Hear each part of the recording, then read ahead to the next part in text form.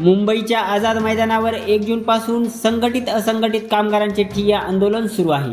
आजचा आंदोलनाचा शेवटचा दिवस असून हे आंदोलन आता निर्णायक टप्प्यावर येऊन पोहोचले आहे।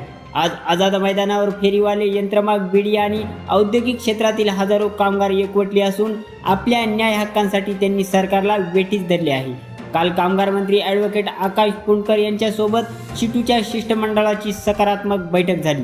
आजच्या अंतिम दिवशी डॉक्टर डी.एल. कराड, राष्ट्रीय नेत्या मरियम ढवळे, डॉक्टर अजित नवले यांसारख्या दिग्गज नेत्यांच्या उपस्थितीत कामगारांनी आपल्या मागण्या आक्रमकपणे मांडल्या आहेत। आज मुख्यमंत्री महोदयांनी भेटण्यासाठी वेळ द्यावा आणि या मागण्यांवर तोडगा काढावा, अन्यथा हे आंदोलन अधिक तीव्र करण्यात येईल असा खणखणीत इशारा शिटूच्या नेतृत्वाने दिला आहे। सरकार आता यावर काय भूमिका घेते याकडे संपूर्ण महाराष्ट्रातील कामगारांचे लक्ष लागले आहे। अशाच नवीन अपडेटसाठी पाहत रहा जनसंवाद। धन्यवाद।